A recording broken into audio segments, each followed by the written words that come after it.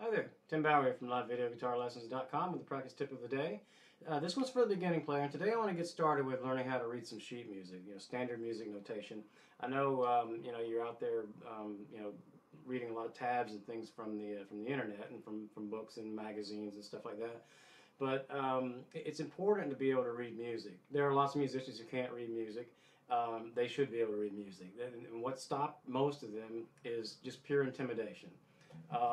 I see it all the time.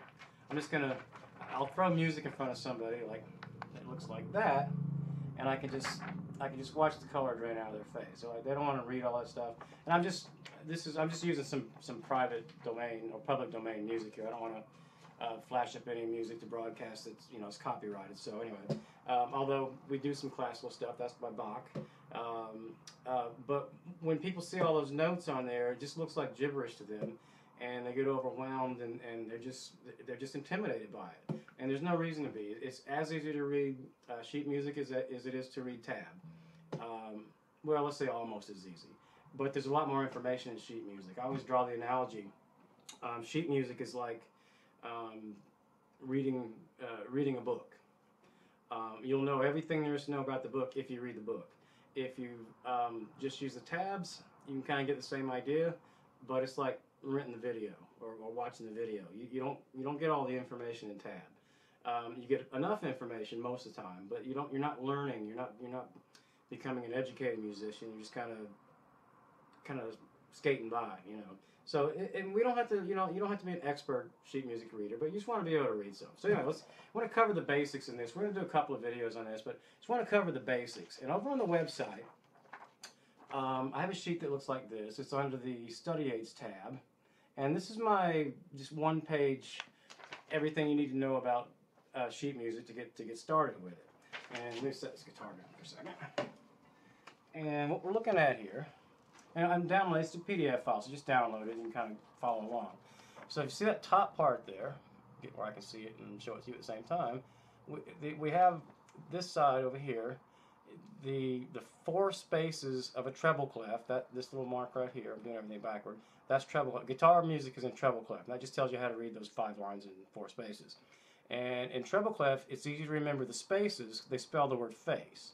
And it's easy to remember, a quick way to remember the lines is using the mnemonic, that sentence, every good boy does fine.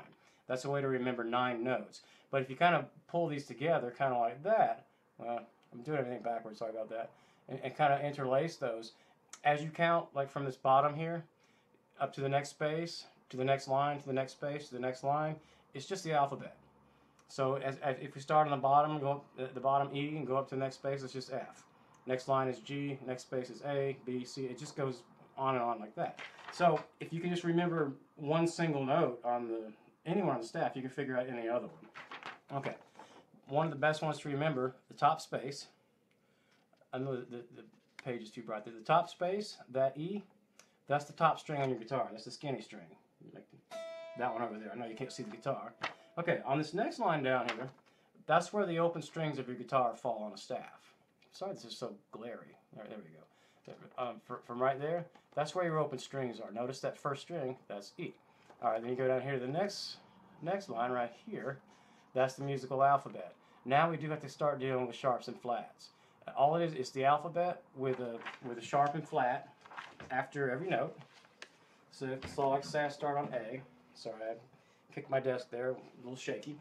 So if I start on A, the next half step up, the next fret up on your guitar is A sharp. So, and then the next one is B. Every letter has a sharp after it, except there's no B sharp and there's no E sharp. Everything. So remember those two, and you don't have to remember all the ones that do have sharps. So if you count up on a string, A sharp, B, C, C sharp, D, D sharp, B, that's how you can find stuff on the guitar. So, and you don't have to start at A, you start anywhere. So I want to start at D here. That little thing, it's hard to draw as a circle on the computer, but after you get to G sharp, the whole thing starts over again. So anywhere you start, it just does the same pattern. So D, one up from D is D sharp, and then E, and then F, and then F sharp, and then G. That way you can find stuff on your guitar. Okay, don't want to run this super long. So let's just take another public domain song. This is a Beethoven song. I'm just going to read a couple of notes. All right. So if you look over here, that first note right there, and by the way, this one doesn't look anywhere near as intimidating as the other. That's one of the main things is how you think about this. You don't look at the whole thing and look like it's some huge project that's going to take you 3 years to learn how to do. Just when you're trying to read sheet music, look at one note at a time, ignore all the rest of them. Just kind of, let me see if I can, that's what we're looking at. Just that one right there. Sorry about all the glare. That one. Figure out what that is, and then when you figure out that one is, move to the next one. So anyways, so that first note is an E, as you can see. And then the second note is another E. And the next one is up one from E. It's just the next letter in the alphabet. In this key, we're going to cover several. I don't want to run all these videos super long.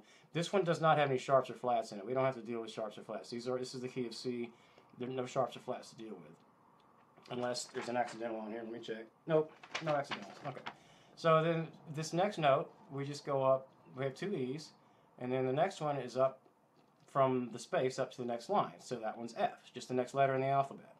And then the next one is up one from that, it's hard to point from the back side of this, sorry. So E, E, F. This next one is up one from the F, so that's G. And then we have another G. I'm trying to read this through the page backward. Then we have another F, then going back down, F, E. This one right here is one below the E. So as we're going down on the page, that's just backward through the alphabet. So if that's E, that's D. That's one more down. That's C. That's C. That's back up to D, and that's back up to E. So what you would do, you wouldn't read that many, by the way. You'd read one and then put it on the guitar. So we'd go to that first E that we read, go over here and look at my open strings on the guitar, and find the one that's kind of close to that first one. That first note was actually that first string. So we had two E's, and then we needed to go up to F. So the E's here. I'm trying to wrap this up quick. This is going to be a series, so I'm just trying to kind of hit the basics right now. So that first note, let me get in front of me so I can read it. That first note was E, if you remember. And so my open string is E. The next one was F. So I just count up. When I'm on my guitar, I do have to count the sharps and flats. So, but there's no E sharp. Remember, there's no E sharp and there's no B sharp. So the next note is F. That's F. So the next one we needed was G. I'm looking for G. You could see on the page there that it was real close. I mean, all these were very close to each other. So now I'm just going to keep counting until I run across G. So we left off at the first fret. That's F. One more up is F sharp. Next one is G. And then I had another G, and then I was going back down to F. So back up, G, F sharp, F, back down to E. And remember, we need to go back down to, we need to go even lower to D. Well, we can't play any lower on this string. We're already as low as we can go. So we have to go to the next string. And you'll see that the next string is that right there. I hope I'm pointing to the right place because I'm looking through the page here. That next string is B. So, and that B is lower than the D we need. But we can count up to D on that string. So we go to the D string, and we just count up to it. We're looking for D. So just keep counting until you run across D. There's no B sharp. Remember, no B sharp, no E sharp. That's very important. So write that down somewhere. So we go up. One from B is C. One up from C is C sharp. And then one up from C sharp is D. And that's the D we're looking for. And then we needed a C. So I'm going to count down from that D. I lost my place on the page. There we are. So there's D sharp. D. And then we back up one. That's C sharp. And then we have C. And then we had another C, and then back to another D, and then to another E. And that whole lot, you recognize the song. I'm not going to play the whole thing, but what we just read, we read this whole first staff. The grouping of lines and spaces is called staff. So we're between my fingers here. There we go. Between my index fingers there, that's the first staff. That's what we just read. So what that is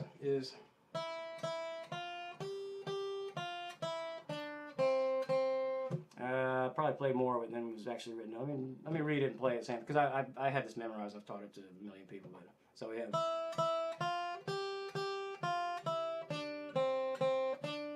And that was the end of that line there. And of course it does more than that, but for the rest of the song. But I just want to get you started on that. We're gonna cover more in the next video.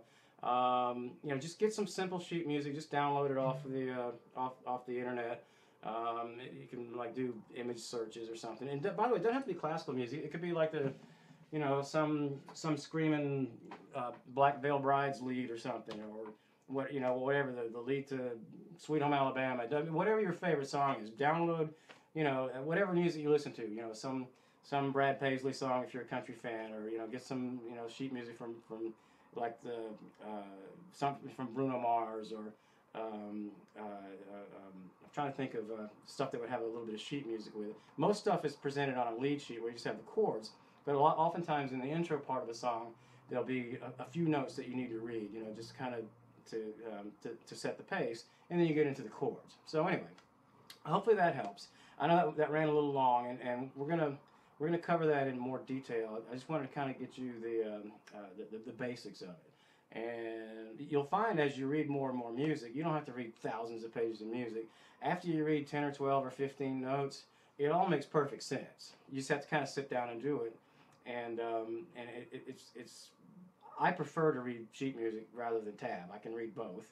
I just prefer sheet music. The notes are actually physically spaced out in the rhythm that they're playing. Like, so down here, that's a different rhythm because the notes are spaced out differently. And we're going to talk about time values and stuff like that in the next video, what all the lines and flags and dots and ties and all that stuff means. So anyway, I know I ran a little long on that. Hopefully you stuck with it through the end. Thanks for tuning in for this tip, and watch out for the next one in the series here, and I will see you next time. Thanks. Bye.